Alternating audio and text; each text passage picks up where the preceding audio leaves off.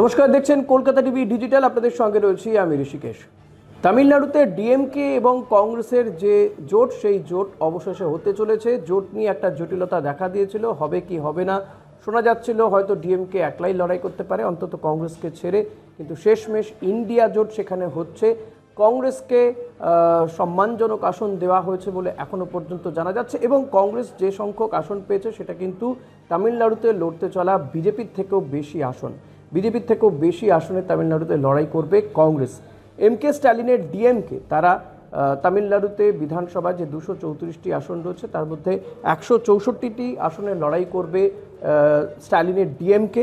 বাকি 70টি আসন কিন্তু ছেড়ে দেওয়া হয়েছে বিরোধীদের, বাকি 70টি আসন ছেড়ে দেওয়া হয়েছে তার জোট সঙ্গীদের জন্য। এক্ষেত্রে কংগ্রেস, ডিএমডিকে এছাড়াও সিপিআই, সিপিএমের মতন দলগুলো রয়েছে। কংগ্রেস এখানে লড়াই করছে 28টি আসনে। কংগ্রেস এখানে লড়াই করবে, যেখানে ইন্ডিয়া জোটে কংগ্রেস দেখা যাচ্ছে যে এই যে শরিক জোটগুলো রয়েছে ডিএমকের সঙ্গে তার মধ্যে সবচেয়ে বেশি, শুধুমাত্র শরিকদের মধ্যেই নয়, এমনকি যে এনডিএ তাতে যে বিজেপির যে কটি আসনে লড়াই করবে তার থেকে অন্তত একটি আসন বেশিতে, কারণ বিজেপি তামিলনাড়ুতে 27টি আসনে লড়াই করছে, কংগ্রেস লড়ছে 28টি আসনে।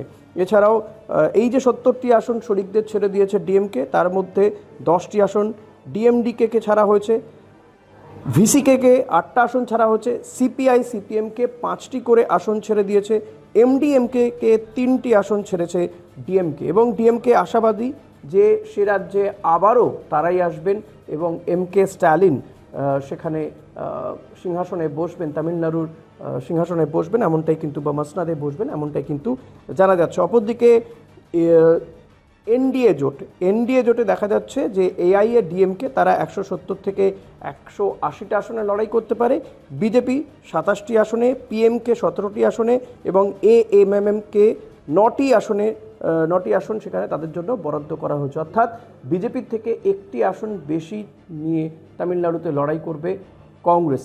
ফলত কংগ্রেস এবং ডিএমকের এই জোট বা এই ইন্ডিয়া জোটই আগামী দিনে তামিলনাড়ুতে ক্ষমতায় আসবে বলে আশাবাদী ডিএমকের নেতা, ডিএমকে সুপ্রিমো স্ট্যালিন, এমনটাই তাদের বক্তব্য। দেখা যাক যে নির্বাচনী ময়দানে কে কাকে শেষমেশ টক্কর দেয়।